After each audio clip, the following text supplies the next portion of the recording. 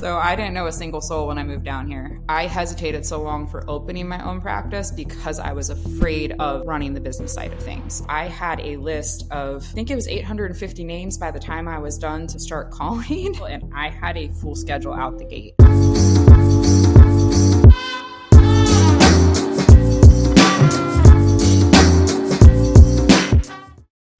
Welcome back, everybody, to another episode of the Dental Practice Launch Podcast. Of course, I'm your host, Shane Simmons. I'm the founder and owner of Crimson Media. We are a dental marketing company that exclusively pretty much works with startups and helps startup practices grow and build the practice of their dreams through relationship-based marketing.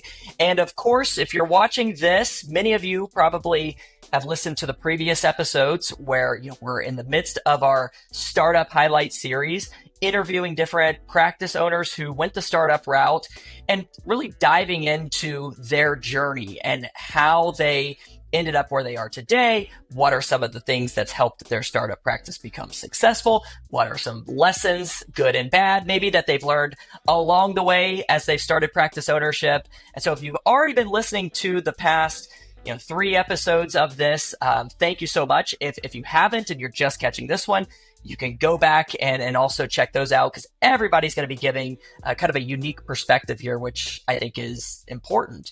And that leads us to today's guest, which I'm really excited to have her on here. This is Dr. Katie Riesenberg of Beachside Smiles, located in North Myrtle Beach, South Carolina. And Dr. Riesenberg has, we've been working with her for it's been over a year, I think, but she's just opened here within the past year, and she has a really neat practice that's been extremely successful, and we're going to dive into that and really kind of explore some of the things that she's seen and learned along the way. And I think that this is a good episode for you all listening, because where she started her practice isn't where she was born and raised. So, many people may move away and they're concerned about, doing a startup practice because they're like, oh, well, I don't know a lot of people here because I haven't lived here for decades. Dr. Riesenberg moved to Myrtle Beach. It was maybe 5-6 years before you almost opened? 6 years ago. Yeah, almost 6 years. Yeah. So she wasn't born and raised there and still has a successful practice. So I think that that's going to be important to talk about. But first off, Katie, thank you so much for joining us and kind of taking time out of what I assume is probably your busy admin days as a practice owner, right? That it is, but it's not a problem. I'm happy to be here. Well, let's start back kind of at the beginning here where we usually start these conversations. You were, an associate practicing. Tell us a little bit about kind of where your dental journey started, where you're from originally, and then kind of how you ended up, in Myrtle Beach. So I am from Cincinnati, Ohio originally. I ended up going to dental school up in just outside of Chicago at Midwestern University. Moved back to Cincinnati after dental school, did a year-long residency at the VA hospital there, practiced for a corporation in Cincinnati for about a year and a half. And then I had a friend diagnosed with breast cancer at the age of 30, which was her second round of breast cancer. I realized life was a little too short and I'd always wanted to live by the beach, and I ended up packing it up and moving to Myrtle Beach about 5 months later. She ended up passing about 2 months after her diagnosis. So I ended up, that was August to October. And then I ended up moving February 1st. So 2019. So I've been down here about almost 6 years. It'll be 6 years in February. Worked for another practice in the area, just moving down, getting my feet wet. COVID hit, was trying to figure out what I wanted to do, and ended up finally, after things had settled after COVID, kind of sorting my priorities and started up my practice. Wow. And so when you moved down there, so did she live in the Myrtle Beach area, or no? That was just kind of your realization. Yeah, she was a friend from middle school, and good friends of another friend of mine whose parents actually own a place down here now. But we all had gone to middle school together and became friends, stayed friends through high school and even through college. And when her first round was when she was 22, her second round was at 30, and she just didn't survive the second round. So I decided that the beach was where I needed to be, and I up and moved. Yeah. Wow. Yeah. Yeah, I think we all go through different, periods in our lives where there's those kind of, I don't know, like awakening moments. Like it seems like that's kind of what that was for you, the way you described it. It was like, I've always wanted to live by the beach, and I'm realizing life's very short. I'm gonna make it happen. We all go through those at some period in our life, whether it's some form of tragedy or whatever the case is. I can definitely reflect on some of those that I've gone through. So when you moved to the beach and kind of followed your dream there, did you know anybody there at all, or did you just like, this is the place that it's drawing me there, and so this is where I'm going, even though I don't know anybody? So I didn't know a single soul when I moved down here. I had vacationed here for pretty much my entire life, and my parents and I would always be out looking for real estate when we were on vacation here. Ended up stumbling upon the neighborhood, which I now live in.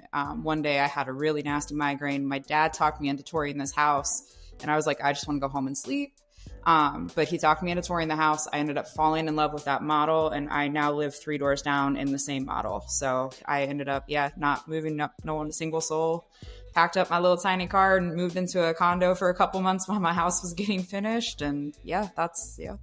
Wow. And that is, first off, that's awesome. And that's a very like brave thing to do, but obviously it's paid dividends, for you now where you are just a few years later.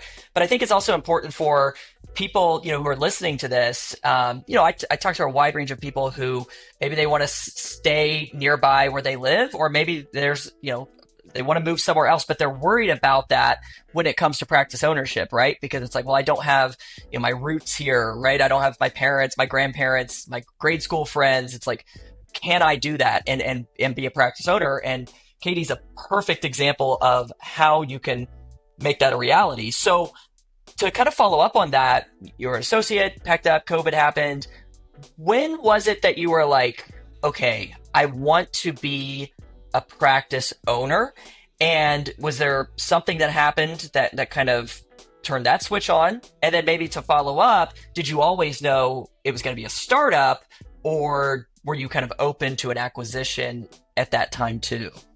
So I'm kind of the oddball. I'd wanted to be a dentist since I was 5 years old, and my long term was always owning my own practice at some point. The timing of it was always up in the air, and I wanted to make sure I had good foundations of the clinical dentistry before I start dipping my toes into trying to figure out how to run a business. So when I moved down here, I was just unhappy with my job after a short period of time, was trying to find my different options. COVID hit. I was like, okay, well, let me stay with this job because at least I'm getting paid.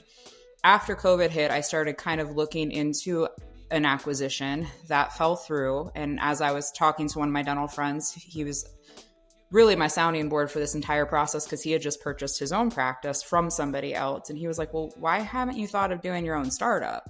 And I was like, you know what? I'm in the fastest growing county in the country. Why not? So I started working, obviously with you and Ideal Practices, and I ended up getting up and running. So it took about 18 months from the time I made that decision until I was able to leave my job, but it was well worth every minute of stress and frustration of staying in a job you're not happy in. So. And for those listening, because that's where people get hung up, right? It's like just taking that first step. That's the hardest. It's like writing a paper, in school. It was like getting started on the paper was always the hardest part of the entire project.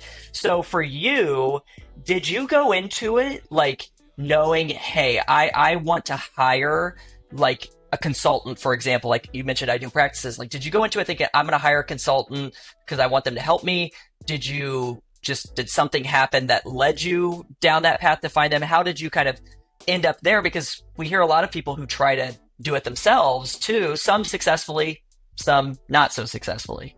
So I knew nothing about starting up a practice. I've never started up a practice. I didn't know where to start. I actually had first turned to a couple friends of mine who have been in the dental field for a while, and they had done a couple startups to talk to them, but they were asking for quite a bit in terms of the ownership, and I just couldn't do it at that time because I'm kind of selfish and I wanted it to be my own baby and be my own thing. So when I was talking to my friend, who's also a dentist, he had said, well, why don't you use Ideal Practices? Like, we've had classmates use them. It's been pretty good. I've gone to a couple of their seminars. And I was like, let me look into it. And I had a couple conversations with them. I'm like, this is what I need to get me up and running. and they've been fantastic, truthfully, throughout the whole process. Yeah, and I think it relieves some of that anxiety too, because you just don't know what you don't know. I say that all the time. So when you can go in and have somebody who's been there, done that, they know what to look out for, it's like, man, that is something that's really of massive value that people, I think, don't realize at times, and the hours and time that it's going to save you, the tears potentially that it's going to save you, right? Exactly. And there's definitely some tears and some stress involved, but I had somebody there holding my hand to talk me through it and let me know it was going to be all okay at the end of the day. Somebody who's done it several times and knows what they're talking about. So it definitely, it was a huge stress off of my shoulders, and it was nice to have a step-by-step guide to get to where I needed to be. So you hire a consultant, Ideal Practices. They're helping you through this journey. You decide on, because you're in Myrtle Beach, but you decide specifically on the location in North Myrtle Beach. Can you talk a little bit about what that process was like in just finding the location to where you're going to establish this practice, and kind of what happened to get to the point where you found that location? Yeah, so I was working, my job is about 10 miles, the associate job was about 10 miles south of where I live. And per my contract, because most contracts obviously have a restrictive covenant, I had to go at least 10 miles away for 2 years. I knew I didn't want to go another 10 miles south, because that gives me like a 40 to 45 minute drive every day. And that is not what I want for my own practice. So I was like, okay, well, let's go north. When I was given those parameters with Ideal Practices, they helped me find a broker to locate a location that would work. Things that we were looking at were like shopping centers, because if you have a clear landmark like a Starbucks or a Chick-fil-A or a Walmart, it's easy to be like, oh, my office is next to the Walmart. If you turn and go immediately to the right, it's good for directional conversations. So we were kind of looking for those smaller little shopping centers that had space available that would satisfy my wants in terms of being able to grow with time. So I knew I wanted 7 ops, which means I needed about 2,500 square feet of real estate. So the broker was looking at different locations, and we ended up touring 3. The first one I went into, I kind of had that feeling like, I think this is going to be it, because I like the layout of it. The second one just was a little boxy, dark, and I'm like, I can't envision having the office of my dreams in this place. And the third one was just a no-go, straight up. It was an old Papa John's, and it smelled, and it was just not good. So it's like I can't still have the remnants of pepperoni pizza in here as I'm trying to, work. Just, like bugs and things too. It just smelled like sewer. It was just bad. I was like, I can't do this.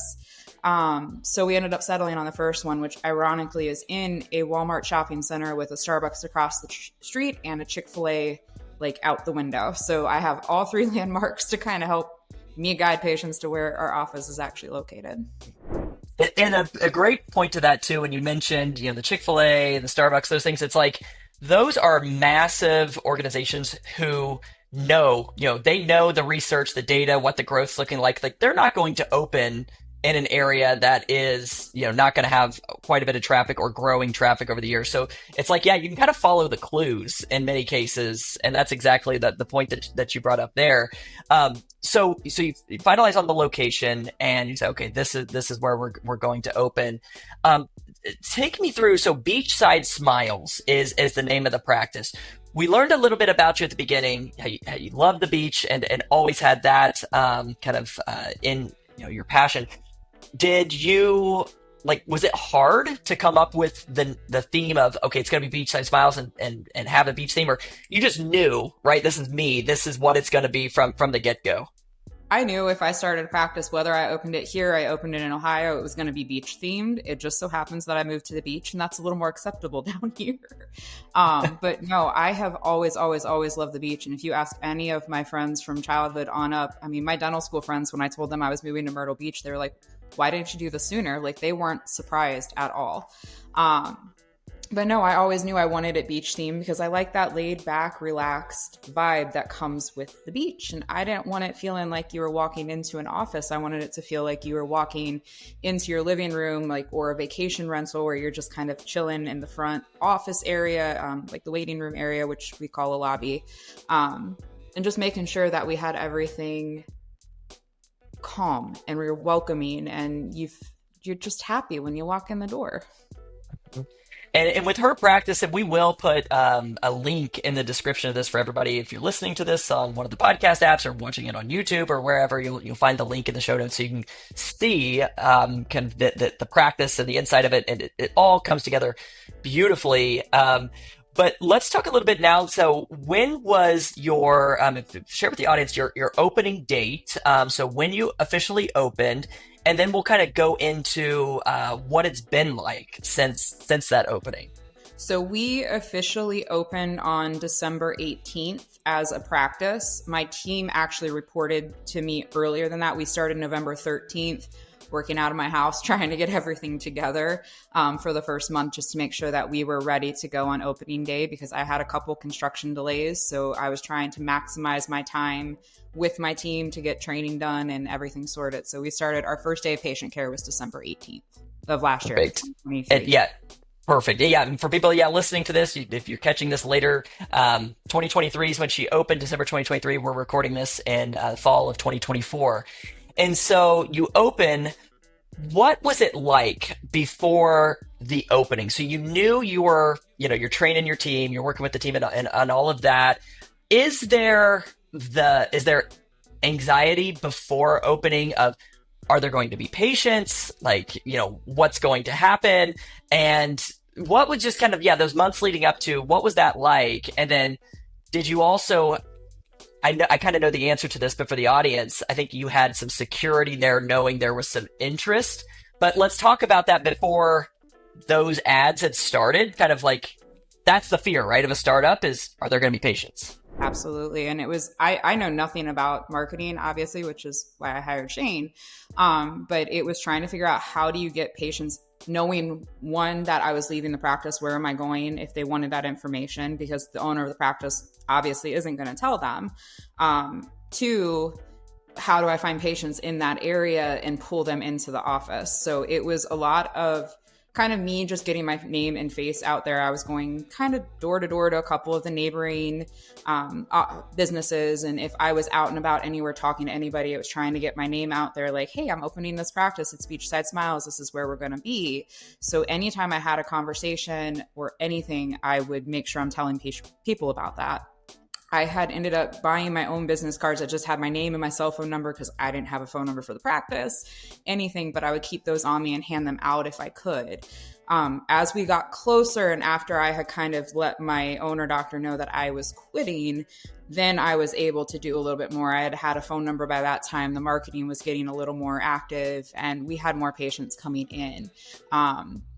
And the owner of the practice that I was working for had basically told me, if patients want to follow me, that's fine with her. So we were, because 3 of my team came with me, we were kind of telling patients too, like, hey, Dr. Katie's last day is going to be X, Y, and Z. Here's the information for where she's going. If you want to follow her, please reach out. Like, my hygienist at the time is now my office manager. She would give them cards if she could, and kind of, we just made sure we were doing the best we could to let people know kind of what was going on. We also compiled a list of patients that were sending like form requests through the website once we had that up and running, patients from my previous practice that wanted to transfer and had expressed interest in that. So I had a list of, I think it was 850 names by the time I was done to start calling.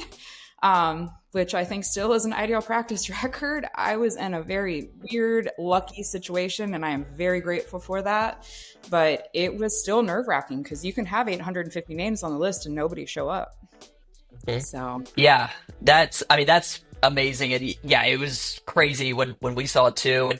And that was really neat that, your associateship was as cool about it as they were, because, they didn't have to be, right? And you hear stories like that. But I remember it's like when we, started our Crimson Media, started working with you all, and we always like to do, coming soon ads that start, running in the community. And I just remember us like launching those, and we kind of have an expectation of what we're going to get, but we were blown away, especially, again, this is not like somebody who has 3 generations of family, and people recognize the name, because you get that sometimes. This was just nuts, like the feedback. And I think it really goes to showing, like, you, even in those coming soon ads were kind of highlighting some of the things that you wanted to bring, as a different kind of dental experience to the community, right? And there's just small little snippets of that. And I think that really resonates in, communities where people can relate and feel like, wow, this seems like this is going to be different. And so I think that's a big piece of what worked well there. We were blown away when we saw, the requests coming in. We're like, this practice is going to blow up, like in a great way. It's like, this is crazy. And so you have a full list. You're starting to feel better, before opening, about that at least. Now it's just getting people to show up. What was that first month like as far as, how many new patients did you have? Was it more than you expected for the first month, less than you expected? What did that look like? Definitely much more than I anticipated, because everybody else I've talked to had like massive holes in their schedule, and I had a full schedule out the gate. I started my practice with one hygienist, one assistant, myself, and my office manager. And between all of us, I mean, there hasn't been a week that we haven't worked full time unless we have specifically taken a week of vacation. But no, I mean, we have had a full schedule since day one. And I mean, we'll get holes here and there. The summer around here is a little slow sometimes, but truthfully, the phone rings all the time. We don't have a problem getting people in the door, which has been a huge, huge blessing. And that is something where, people want to know. It's like, all right, what's worked? Like, what's worked? What's been getting the patients in the door? And I tell people this, it's different really, type of practice you have, where you're located. There's a lot of factors here, but there's multiple things that I believe you can be doing to continually invest in your practice to build your brand.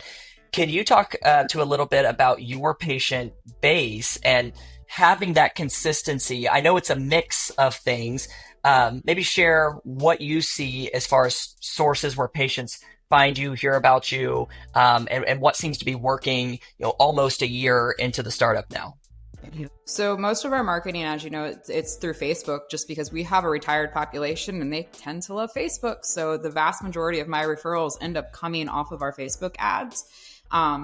If they haven't come from the Facebook ads, it's been word of mouth or people that I have met out in the public where they're like, yeah, I met you at such and such and you introduced and I just loved you. You're a great person. Like, I just wanted to come and see your practice. And I was like, oh, we're happy with that.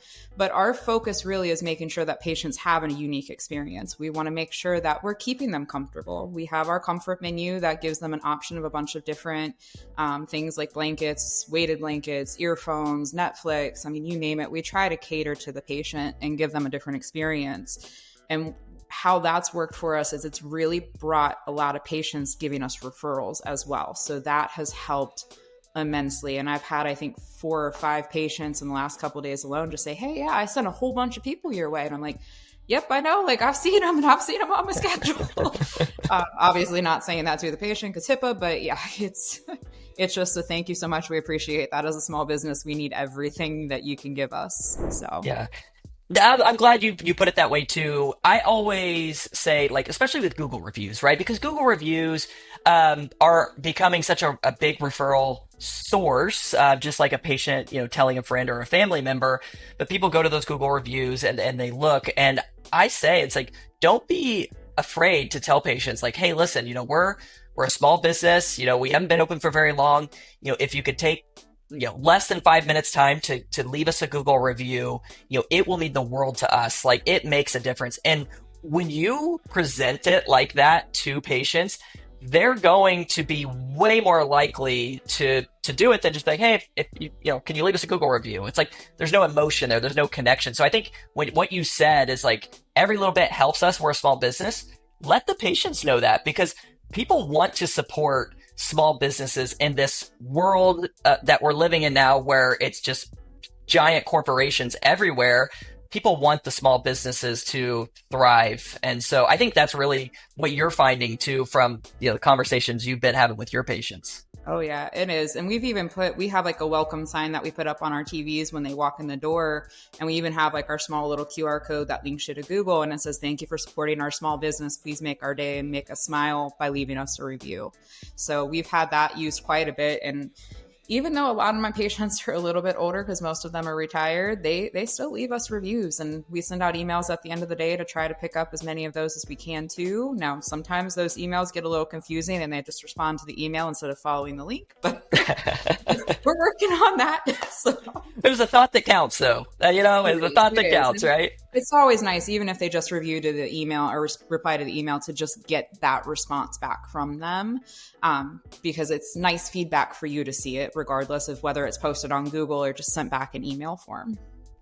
Absolutely. And all this that we're talking about with marketing, certainly Katie's talked about Facebook ads being a massive thing for the practice, and then referrals and everything that comes from marketing, external marketing, I always say should feed your internal marketing. It should be a flywheel, right? So it's like the external marketing that you're doing, whether it's ads on Google, Facebook, mailers, whatever the case is, ultimately you want to bring patients in that are then going to refer other patients and just kind of continue to multiply that. And so that's certainly played out very well in your practice.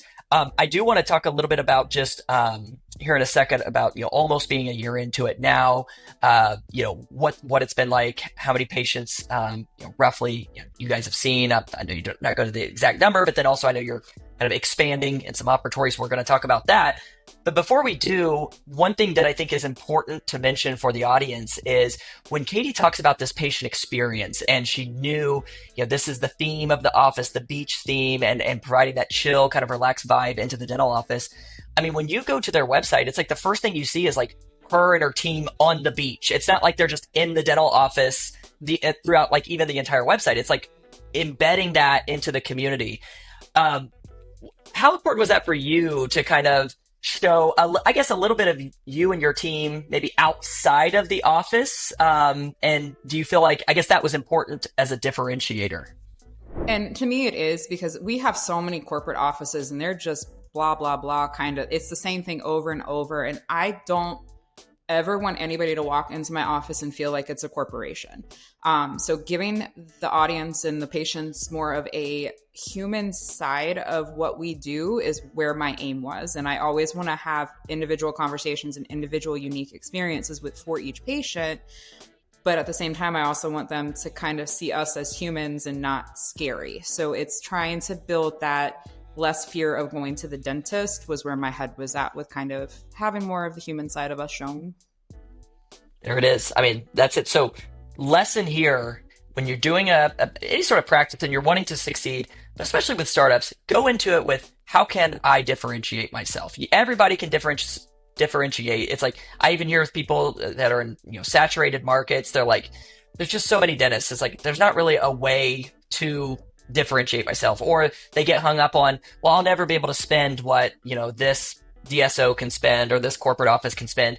It's not about that. Honestly, it's really not. You can be much more personalized and impactful, but everybody's got to find kind of their unique differentiator, and that's certainly something that you all have honed in on exceptionally well. And now that you're almost, we're getting close to a year of being open, talk a little bit about what's next. And there's some expansion, happening at the practice, and what's the future looking like for Beachside Smiles? So right now, I had started the practice with 3 chairs that were functional. I just added 2 more. They will be fully outfitted as of this upcoming Thursday, luckily. And then I am in the process of trying to hire a couple new team members so we can continue to expand. My hygienist, unfortunately, is very, very booked out right now. So I have been doing a lot of the cleanings myself, and I'm trying to get those off my schedule a little bit by hiring another hygienist and another assistant to just kind of help with the flow of everything. Hopefully we'll have all of that sorted before the 1-year mark and get some new team members and people on board that also have our similar vision and similar standards and work ethic and all that good stuff. So awesome. And as we kind of wrap up, and congrats too on that growth and just the success that the practice has had. It's been awesome to just kind of watch and see, and we're honored to play even just a small role in that. It's been great. What advice would you give to someone listening to this who's considering practice ownership, startup practice? For those listening, maybe this is, Katie from, 6 years ago, listening to this podcast. What's some advice that maybe you would give yourself a few years back now that you're in this journey? Don't be afraid. You can just do it. You can do it. Really, truthfully, I was scared because I hadn't run a business before and I didn't know anything really about running a business. I mean, I know money in, money out. Let me kind of sort all those pieces. Like, I know if I'm spending more than I'm earning, that's a problem. And I can manage that well. Like, that's never been a concern, but I didn't know the nitty gritties. And having somebody there to help me learn the nitty gritties was very important to me. But I hesitated so long for opening my own practice because I was afraid of running the business side of things. Now, having done that for almost a year, like it's not always easy, believe me, but it's a lot less stress when you're the boss than when you're working for somebody else who's telling you what to do. And especially if the person you're working for, you don't always see eye to eye on like business decisions or clinical choices. Like, you now have the power to do it the way that you want it done, whether it's making sure the patients are happy or how you're running the business or whatever it may be. But just don't be afraid. Just do it. That's great advice. And what about leadership and being in a leadership position now? Was that something that you felt like came natural to you? Is it something that it felt uncomfortable? And how have you, I guess, tried to grow, in that role, not non-clinically, but as like the CEO and owner of a practice? What advice would you give for people there, and what have you done to kind of help build up your leadership, I guess, because it's new for somebody when they're a practice owner? So I've kind of always been a natural born leader. That's kind of come naturally to me, but I also think that you have to know how other people tick and be able to read them. There's days where I'll walk in and my assistant's in a bad mood and I can tell something's going on, and I just pull her aside and say, hey, what can I do to support you today? But I try to keep it positive. I never say like, why are you messing up or why are you in a bad mood today? Like, I keep it light. I keep it positive. I've read a lot of self-help books from David Goggins to Jocko Willink. I have a whole slew of books, and I try to read like a chapter or so a night just to get my head on straight and kind of make sure that I'm keeping up and doing all the things I can do to keep myself mentally healthy so I can help my team stay mentally healthy. The only real hard part about being a leader is if you have an employee that's not doing what they need to do, and you have to have those difficult conversations. A lot of the books that I focused on were trying to help me with those difficult conversations, because I'm that person. I'm like, okay, can somebody else talk to this person? And I can't always do that. I as the owner of the practice, you have to be the one to have those conversations on occasion. Yeah. The buck stops with you, as the owner of the practice. And shout out to Jocko Willink. I'm a huge Jocko fan, and I recommend. I mean, all of his books, but the Dichotomy of Leadership for anybody who's looking into ownership is a must read. Extreme Ownership as well, but I love the Dichotomy of Leadership. Those are good practical books, because it's, even if you've been in somewhat of a leadership position in the past, it's different. It's different, in a practice and in a business. So I think that's great advice there. As we kind of wrap up this interview, this has been just so much fun. I want to kind of pose this question to you. In this journey of being this startup owner and having this successful practice here within even the first year of opening, what's been, whether it's good, bad, or maybe one great lesson, one bad lesson, but what's one of the couple of the biggest maybe things that you've learned or biggest lessons along this journey from starting it, the idea to opening to now running it? Is there just a couple things that stand out, good or bad? So the good is the people around you. You have to make sure you've got the right team. And I have been so very lucky that my team is just absolutely stellar. I could not imagine four better people, or three better people, really, truthfully, hanging around with me and trying to get this up and running. They've truly been the backbone of what has made this so successful. The bad is there are days that really are tough, and there are days that you just come home and you are completely defeated, wondering what on earth you decided to get yourself into. And you have to find an outlet to kind of let that go, whether it's the gym or reading, or for me, bowling, whatever it may be. You've got to find a purpose outside of your practice and make sure that you have that outlet. Otherwise, you are going to collapse in on yourself and it's not going to be good. Yeah, avoid burnout. You got to have some sort of outlet, like you just said. A few episodes back, we just did a series on this, on some of the things with burnout, how to try to prevent that. So go back and review that. But don't let work and business ownership consume every second of your life, because you'll grow to hate it over time. You want to be able to enjoy it. Remember why you did this, right? At the end of the day, and I think that's excellent advice. Well, Katie, thank you so much for being on here. I mean, just, obviously, we know each other already, work together, and it's just been awesome to see the success of the practice. And, I can't wait to see, the growth continue. And just congratulations on everything. Yeah, thank you so much. I appreciate you letting me be here, and hopefully it helps some people out there who are hoping to start a practice. That's right. Well, everybody listening to this, be sure, if you haven't already, subscribe to the Dental Practice Launch podcast, as we continue to highlight some of these stories to try to give you some of these different advice and tips from people who've been there and done it. And also, again, if you want to check out Katie's practice, the details will be in the show description below here. Katie, it was great talking with you, and we will see you all here again on the next episode of the Dental Practice Launch podcast.